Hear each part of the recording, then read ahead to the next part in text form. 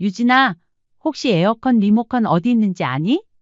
내가 집에 혼자 있을 때마다 감쪽같이 사라져서 말이야.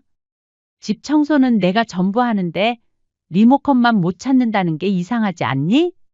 전 몰라요. 근데 그걸 왜 저한테 물으세요? 의심받는 것 같아서 기분 나쁘네요. 솔직하게 말하렴. 오늘 더위 때문에 쓰려져서 엄마 응급실에 실려갔다 오는 길이야. 옆집에서 신고 안 해줬으면 하마터면 정말 큰일 날 뻔했어. 하어머님, 호들갑은 나이 들면 다 그래요.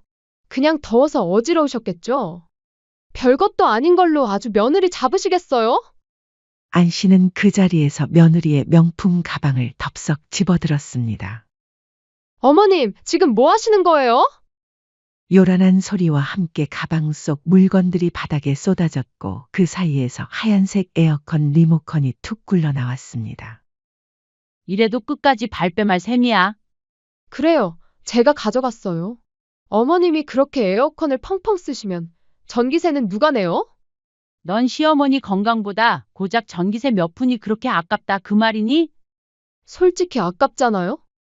둘이 있든 셋이 있든 에어컨 전기세는 똑같이 내는데 어머님 혼자 계실 때 에어컨 틀면 낭비 아닌가요? 너희는 혼자 있어도 에어컨 잘만 틀잖아. 지금 너가 한 행동은 학대야.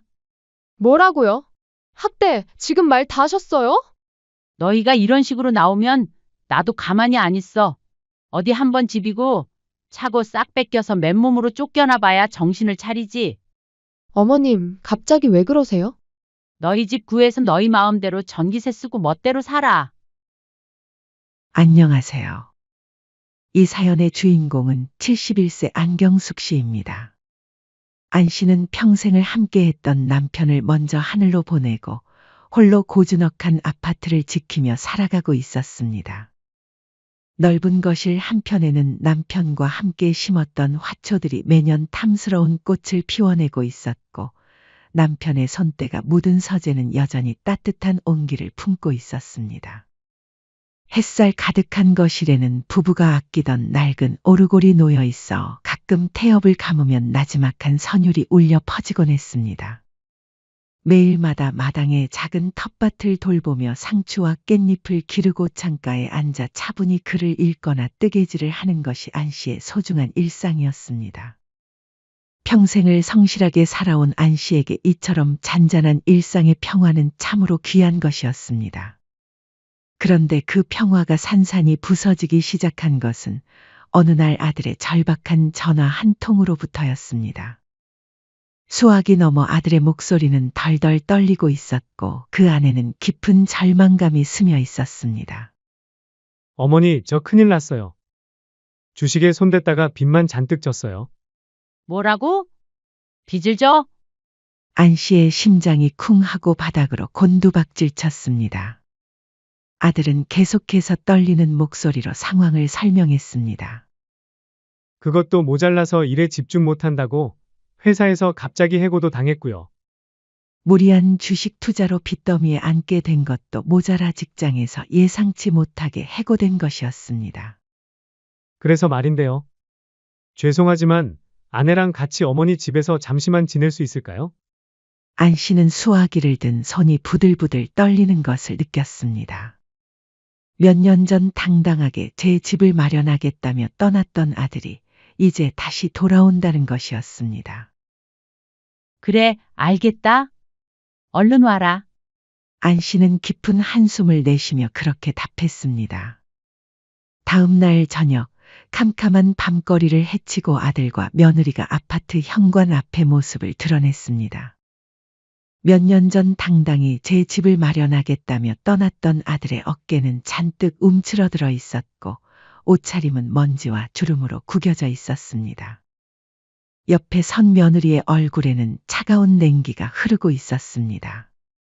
마치 이곳에 있는 것 자체가 불쾌한 듯 시종일관 인상을 찌푸리며 주변을 훑어보았습니다. 안 씨는 말없이 현관문을 활짝 열었습니다. 무거운 짐을 든 아들이 고개를 숙인 채 겨우 입을 열었습니다. 어머니, 정말 죄송해요.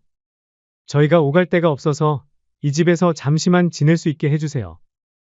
안 씨는 아들의 초라한 모습에 가슴이 미어졌습니다. 하지만 이내 집 안으로 들어선 며느리가 내뱉은 첫마디는 안 씨를 얼어붙게 만들었습니다. 어머님, 그런데 아파트가 생각보다 넓네요? 여기 평수는 어떻게 돼요? 주변 시세는 어느 정도 나갈까요? 그 말에 안 씨의 표정이 순간 굳어졌습니다. 평생을 남편과 함께 땀 흘려 마련하고 소중한 추억을 쌓아온 이 집이 며느리에게는 그저 팔아치울 수 있는 재산으로만 취급당하고 있다는 현실이 가슴을 찢어 놓았습니다. 며느리의 뻔뻔한 질문에 당황하는 안 씨를 보자 며느리는 능청스럽게 말을 덧붙였습니다. 아유, 어머님. 그냥 궁금해서 여쭤본 것뿐이에요.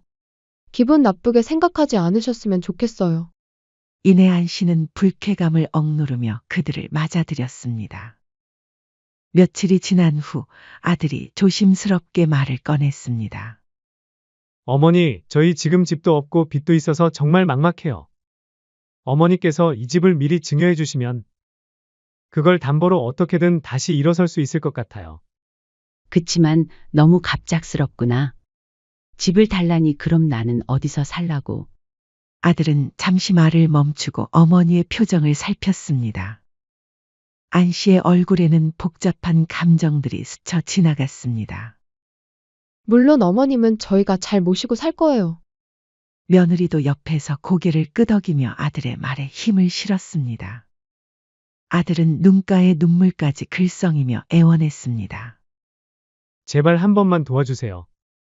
어머니만이 저를 살릴 수 있어요. 아들의 눈물에 안 씨의 마음이 흔들렸습니다. 안 씨는 깊은 한숨을 내쉬며 답했습니다. 그래 일단 생각해 보마.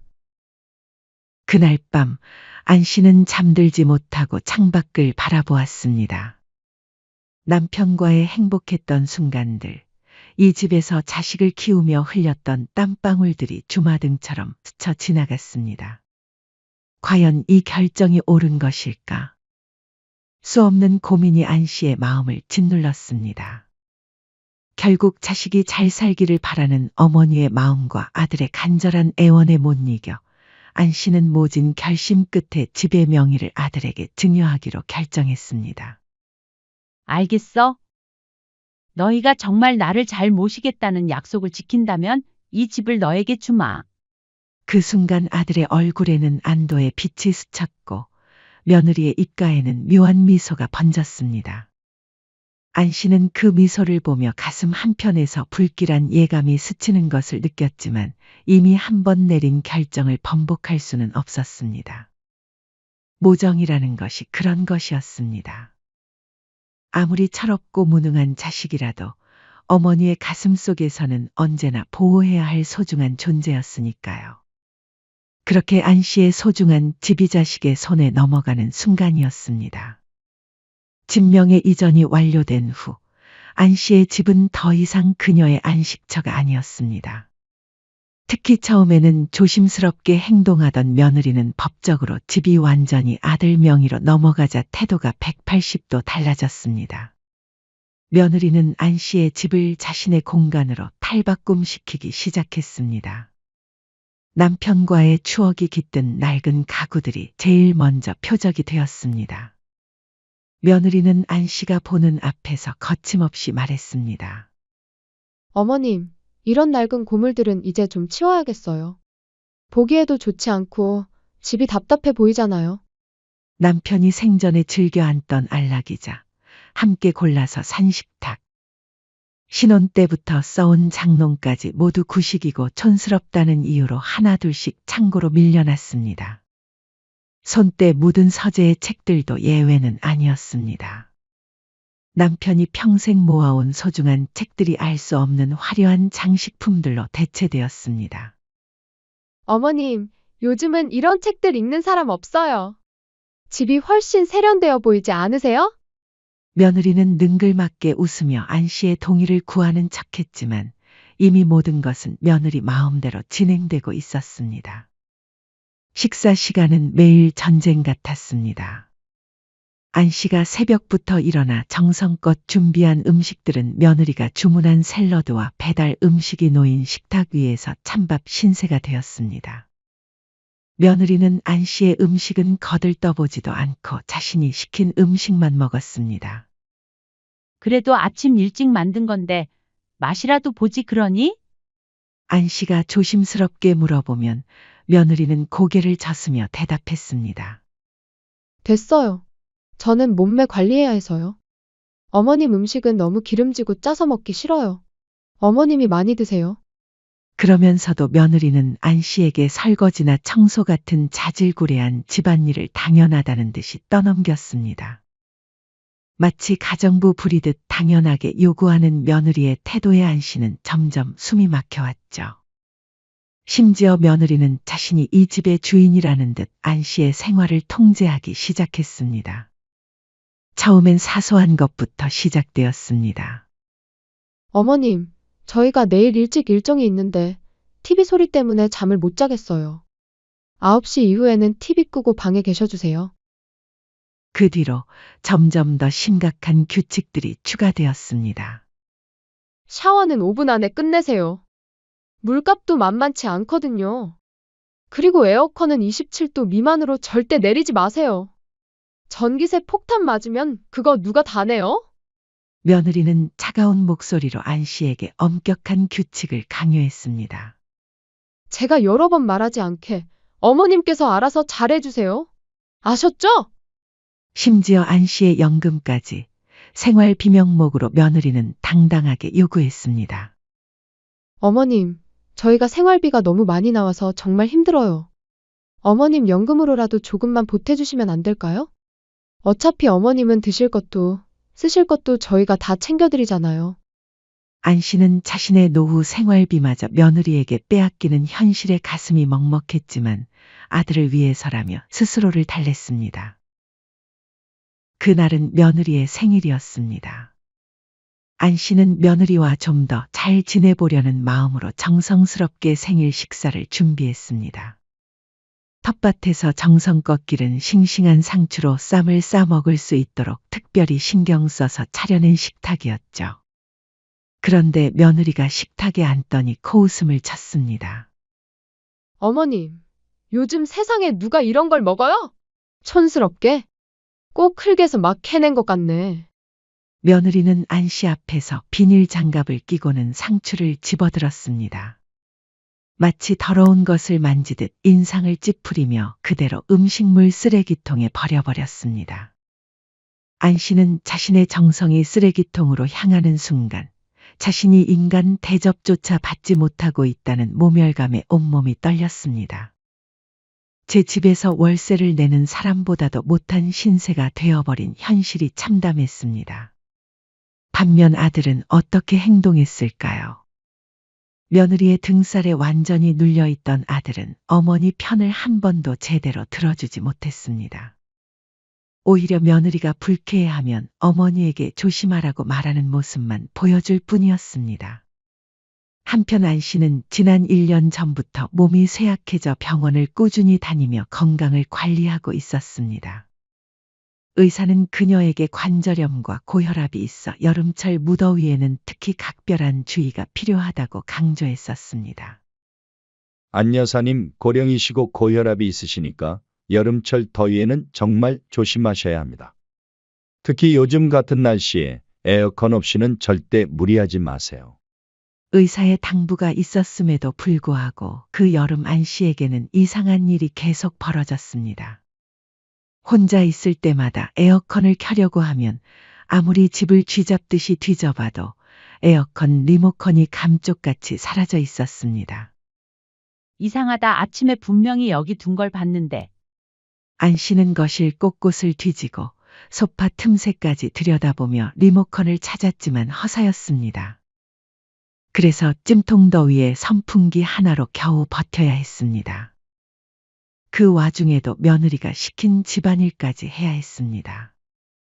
걸레질을 하고 화장실을 청소하고 설거지를 하는 동안 땀이 비 오듯 흘러내렸습니다. 안 씨는 혹시나 자신이 치매라도 왔나 싶어 불안했습니다. 나이가 들어서 깜빡깜빡하나? 하는 걱정이 들었지만 자식들에게 걱정을 끼치고 싶지 않아 며느리에게 직접 물어보지 못하고 홀로 더위를 견뎠습니다.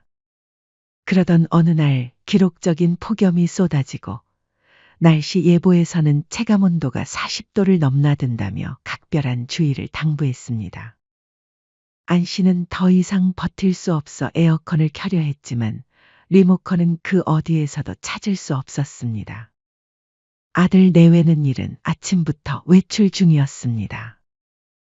안 씨는 급히 아들 며느리에게 전화를 걸었지만 휴대폰을 아무리 눌러도 통화 연결음만 길게 이어질 뿐이었습니다.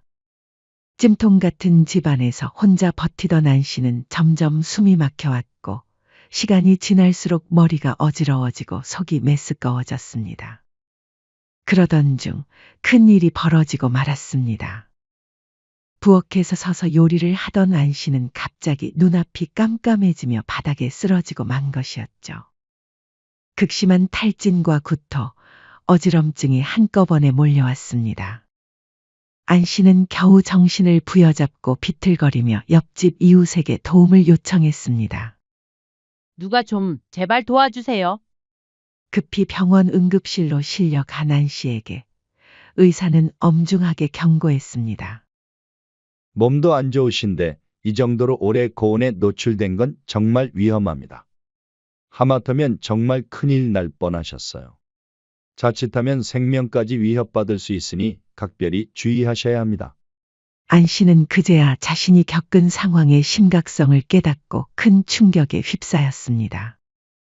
도대체 왜 내가 혼자 있을 때만 리모컨이 계속 없어지는 걸까? 병원 침대에 누워서도 안 씨의 머릿속에는 의문이 가득했습니다. 이제 더 이상 우연의 일치라고 생각할 수 없었습니다. 뭔가 석연치 않은 일이 벌어지고 있다는 확신이 들기 시작했죠. 그리고 그 배후에는 며느리가 있을 거라는 의심이 점점 커져갔습니다. 병원 응급실에서 아들에게 연락했고 아들은 다급히 병원으로 달려와 어머니를 집으로 모셨습니다. 어머니, 정말 죄송해요. 제가 휴대폰을 늦게 봤어요. 아들은 어머니를 부축하며 계속 사과했습니다.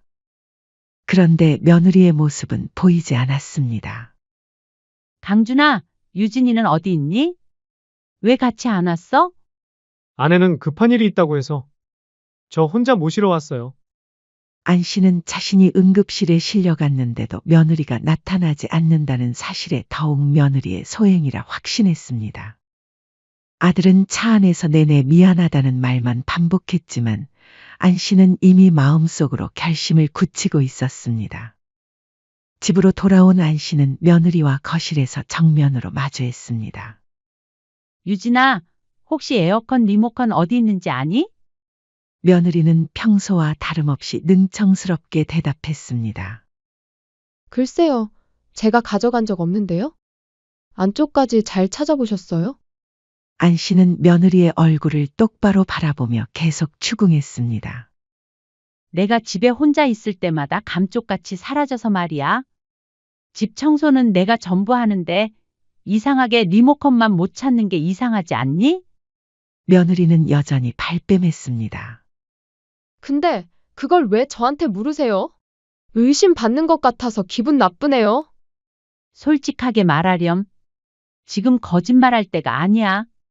오늘 더위 때문에 쓰려져서 엄마 응급실에 실려갔다 오는 길이야. 옆집에서 신고 안 해줬으면 하마터면 정말 큰일 날 뻔했어. 안 씨의 분노 섞인 목소리에 며느리의 얼굴이 미세하게 굳었지만 이내 비웃음을 머금고 삐딱하게 답했습니다. 어머님, 호들갑은 나이 들면 다 그래요. 그냥 더워서 어지러우셨겠죠? 별것도 아닌 걸로 아주 며느리 잡으시겠어요? 며느리의 지독한 비꼼에 안 씨의 손이 부들부들 떨렸습니다. 더는 참을 수 없었습니다. 며느리에 대한 깊은 의심이 확신으로 변하는 순간 안 씨는 그 자리에서 며느리의 명품 가방을 덥석 집어들었습니다. 어머님, 지금 뭐 하시는 거예요? 며느리는 길길이 날뛰며 안 씨를 저지하려 했지만 그만 손에서 가방을 놓치고 말았습니다. 요란한 소리와 함께 가방 속 물건들이 바닥에 쏟아졌고 그 사이에서 하얀색 에어컨 리모컨이 툭 굴러 나왔습니다. 안 씨가 바닥에 떨어진 리모컨을 쥐어들며 소리쳤습니다. 이거 봐. 이래도 끝까지 발뺌할 거니? 명백한 증거 앞에 며느리는 순간 숨을 들이켰지만 이내 비열한 웃음을 지으며 뻔뻔하게 본색을 드러냈습니다. 그래요. 제가 가져갔어요. 어머님이 그렇게 에어컨을 펑펑 쓰시면 전기세 폭탄 맞는다고요. 저희 지금 돈도 없는데 누가 그 돈 낼 건데요? 며느리는 당당한 어조로 비웃음을 흘리며 계속했습니다. 솔직히 너무 아깝잖아요?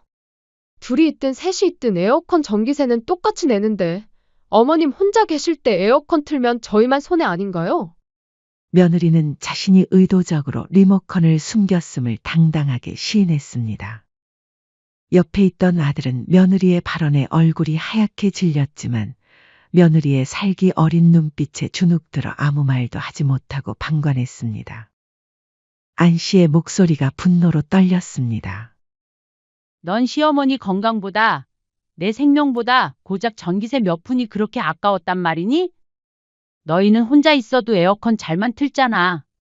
며느리는 여전히 뻔뻔한 표정을 지었고 안 씨의 분노가 극에 달했습니다. 지금 너희가 한 행동은 학대야. 뭐라고요, 학대?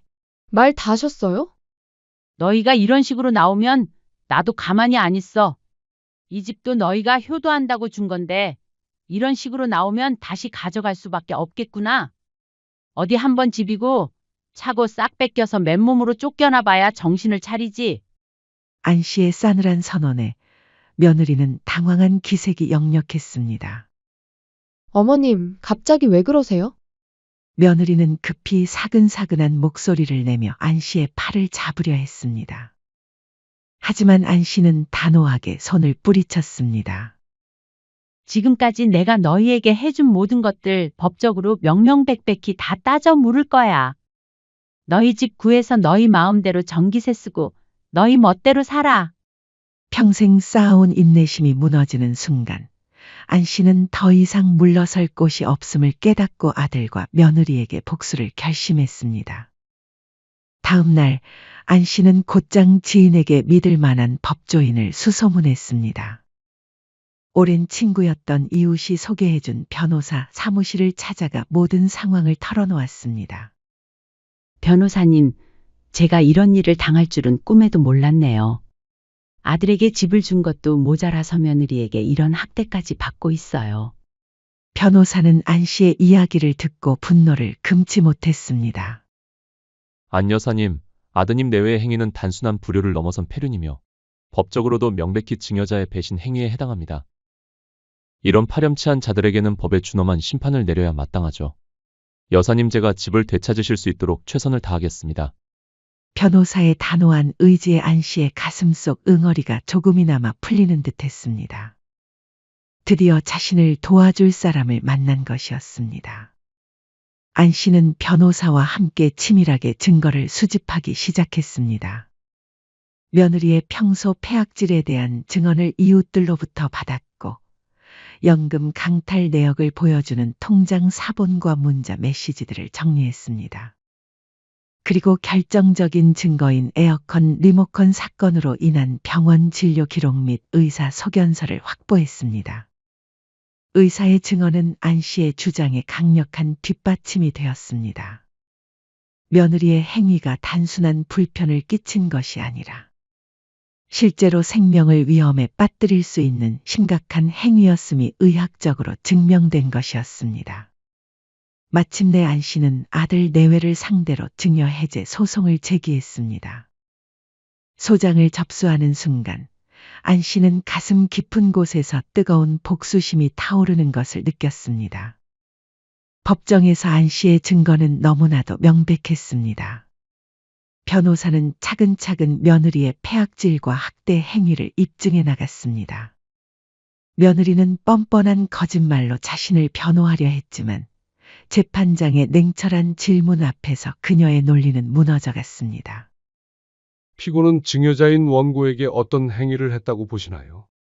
며느리는 당황하며 대답했습니다. 그냥 절약을 좀 하자고 한 것뿐입니다.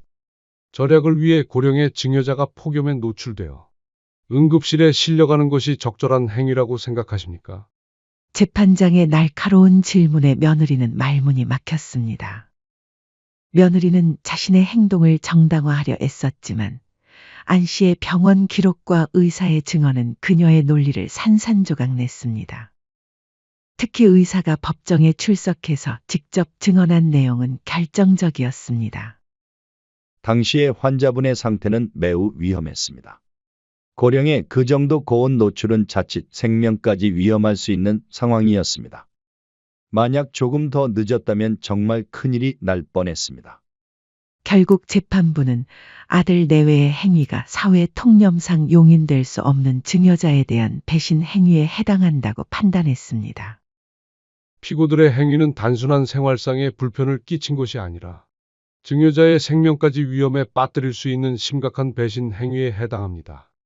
따라서 원고의 청구를 인정합니다. 안 씨의 증여 해제 및 소유권 이전 등기 말소 청구를 전적으로 인정하는 승소 판결을 내린 것이었습니다. 판결이 선고되는 순간 며느리의 얼굴은 핏기 하나 없이 창백해졌습니다. 아들은 그 자리에서 주저앉아 고개를 들지 못했습니다. 안 씨는 그들의 절망적인 얼굴을 보며 자신이 시작한 싸움의 정당성을 다시 한번 확인했습니다. 이제 시작이야. 안 씨의 눈에는 차가운 복수의 불꽃이 타오르고 있었습니다.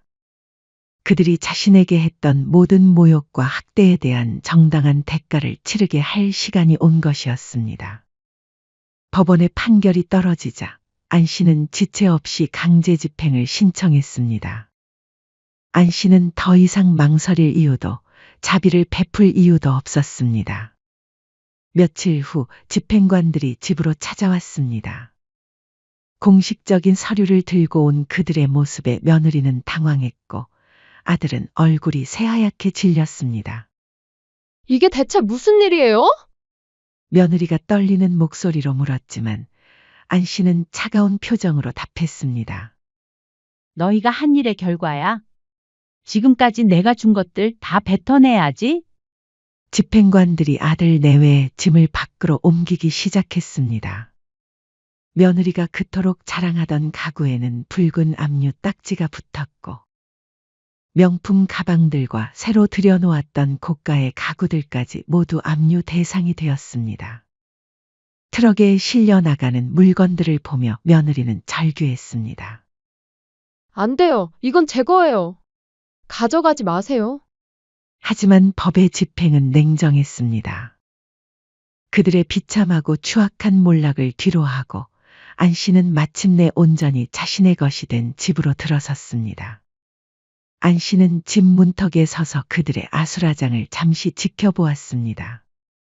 그리고 싸늘하게 굳은 얼굴로 며느리를 향해 마지막 한마디를 던졌습니다. 유진아, 이젠 에어컨 전기세 걱정할 일은 없겠구나. 너희 집 구해서 너희 마음대로 펑펑 틀어봐라. 아, 참 이제 이 집은 내 것이니 내 집 리모컨은 가지고 가면 안 된다. 모든 것을 잃고 길바닥에 내던져진 아들과 며느리는 서로에게 책임을 전가하며 추악하게 싸우기 시작했습니다. 다 당신 때문이야. 당신이 어머니한테 그렇게 하지만 않았어도 며느리는 아들의 멱살을 잡고 미친 듯이 소리쳤습니다. 내 때문이라고. 내가 어머님한테 일 시킬 때 너도 가만히 있었잖아. 아들은 며느리의 머리채를 잡고 울부짖었습니다.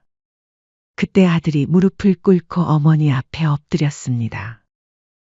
어머니, 정말 죄송합니다. 제가 다 잘못했어요. 제발 한 번만 용서해 주세요.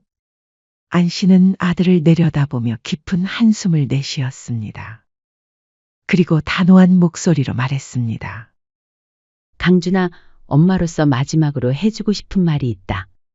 아내가 부모를 학대하는 걸 보고도 모른 척한 결과를 보렴.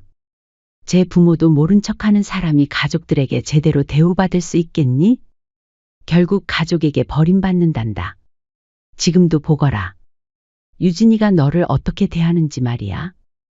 실제로 며느리는 이미 아들을 원망의 눈빛으로 바라보며 등을 돌리고 있었습니다. 안 씨의 예언은 적중하고 있었습니다. 부모의 도움 없이 큰 자식은 없어. 이제라도 부모의 고마움을 깨달았으면 좋겠다. 하지만 지금은 너무 늦었구나. 며느리는 부들부들 떨리는 손으로 안 씨를 가리키며 악에 받친 표정을 지었지만 더는 아무 말도 하지 못하고 몸을 돌려 아들과 함께 비참하게 집을 떠났습니다. 안 씨는 더 이상 그들을 돌아보지 않고 굳게 문을 닫았습니다. 강제 집행 이후 아들과 며느리의 삶은 철저하게 몰락했습니다.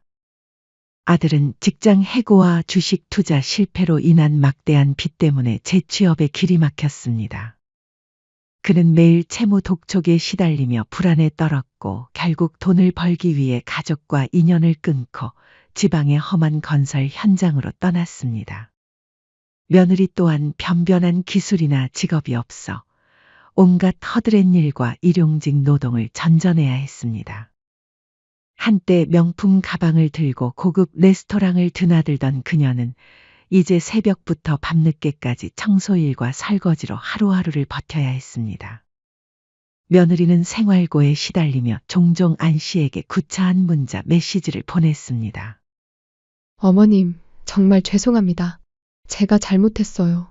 다시 한 번만 기회를 주세요. 하지만 안 씨는 단 한 번도 답장하지 않았습니다.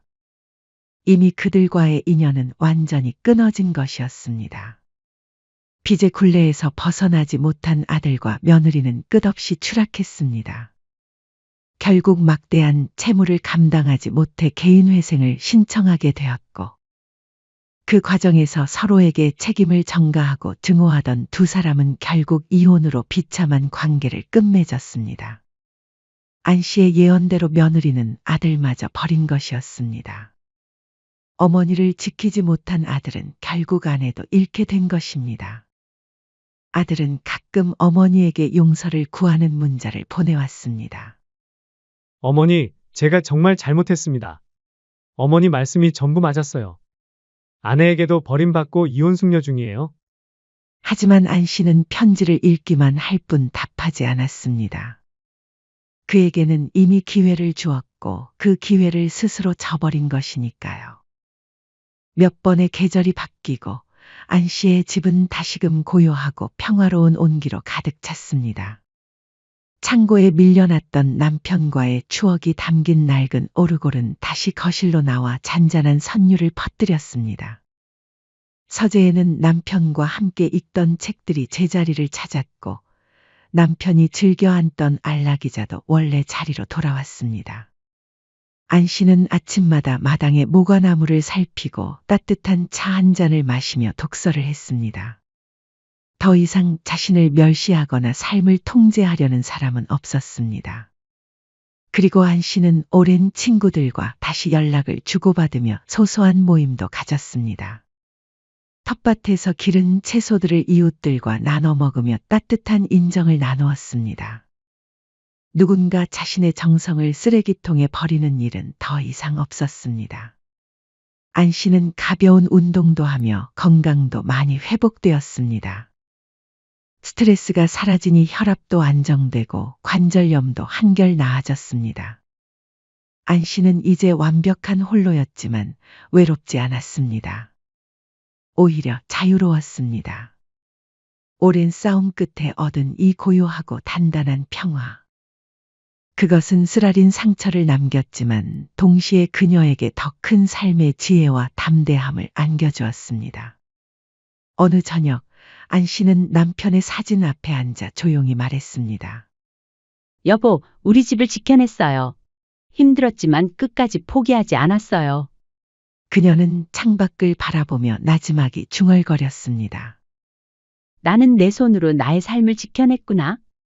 이제 안 씨의 집은 누구에게도 침범당하지 않는 진정한 안식처가 되었습니다. 더 이상 누구의 눈치를 보지 않고 자신이 원하는 대로 살아가는 것. 그것이 71세 안 씨가 얻은 가장 소중한 선물이었습니다. 그녀는 남은 생을 자신의 방식으로 온전히 행복하게 살아갈 것입니다. 안 씨의 이야기는 모든 어머니들에게 전하는 메시지이기도 했습니다. 자식에 대한 사랑은 소중하지만 그 사랑이 자신을 학대당하게 만드는 도구가 되어서는 안 된다는 것. 때로는 단호하게 선을 그어야 하고 자신의 존엄을 지켜야 한다는 것 말입니다. 사연은 여기까지였습니다. 구독, 좋아요, 댓글은 무료이며 영상 제작에 큰 힘이 됩니다. 알림 설정을 하시면 더욱 새롭고 재밌는 사연을 빠르게 즐기실 수 있습니다. 인생의 쉼표를 시청해 주셔서 감사합니다.